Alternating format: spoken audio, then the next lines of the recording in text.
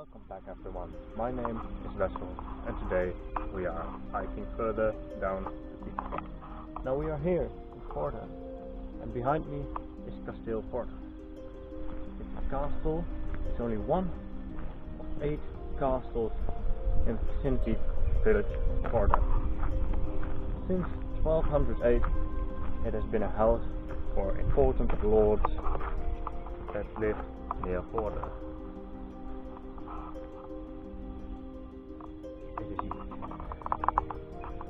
So, on the path southward, we will find a monument for the people who designed the Pieterpad. Zoals Voorhuis Zelhem at RTX. Who designed the Pieterpad in 1983. Now, since then, the Pieterpad has gone through some changes, a few of which we have already seen, notably the bridge that was gone in Groningen. But yeah, it is still being developed. Anyway, today we are hiking to Zelhem, which is about 17 kilometers. So, when I see anything interesting at all, I will let you guys know. After a few kilometers, we reach the estate of Pieterpad. The estate of Pieterpad is the area surrounding one of the other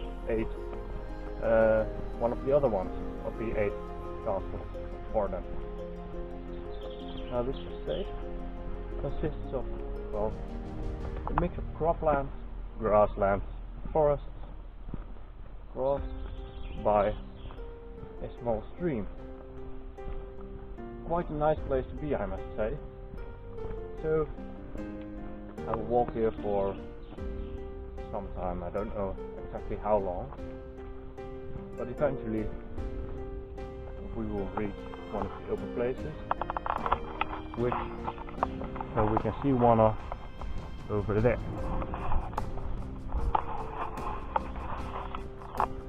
You won't really see castle Pieterpad, but you can't have everything, can you?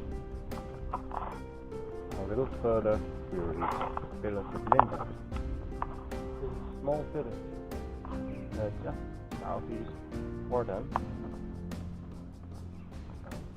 There's not much to say about the village itself, but there's one thing that is pretty interesting. It has own flat mill, and near this windmill there is a theatre, and all of the income of the theatre is meant to keep the mill running. Quite odd, because that's not something you usually see.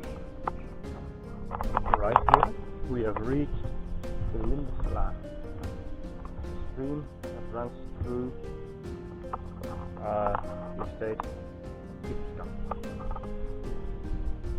It is a little overgrown, but you can still see that it is a stream. Quite beautiful surroundings, I must say. A bit open, but you can see, well, not pretty far. You have a nice view over the fields. Remember how I said in somewhere between Winsum and Groningen that filming myself felt a little awkward and I was still a little shy? Well, I do have to say that now that I'm doing it, it gets better every day. It doesn't feel as awkward anymore. So that's very nice. And also I have noticed that I'm getting a little bit less shy. So I still don't really like to film myself when there are people near. But yeah, when there are 1 or 2 people around, I can still film myself. No problem. Anyway, we will continue to Zelhem. After about 1.5 hours of walking, we reach a crossroads, Zelhem road. Actually quite long.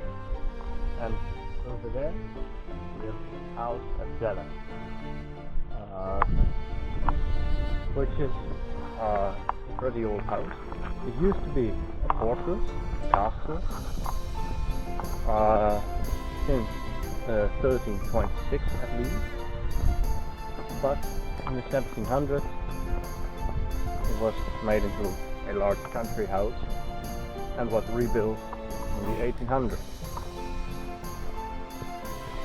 It's yet again one of the many large houses in the Achterhoek.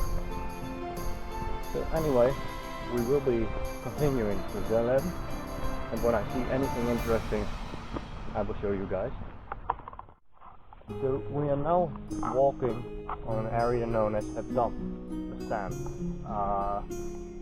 It was a plain of drifting sand, but at the start of the 20th century a forest was planted here to prevent sand from drifting. Well, until 1972 there was a train track running through this area between Zelhem and the village of Vorden. For now we will continue onwards to Zelhem. We are almost at the point where we are halfway down Pieterpad. So when we reach that, I will show you guys. So right here between Vorden and Zelhem, we have reached the middle point, the halfway point of the Pieterpad. The halfway point in terms of distance. In terms of days, we are already on the 14th day. So in terms of days, we are already over halfway there. In terms of distance, we have just reached the halfway point. So let's go to the other half. So after some 17 kilometers we have reached the village of Zelhem, which was almost entirely destroyed in the Second World War. But we are here, so that's the end for today. Stay safe, stay healthy, and I will see you all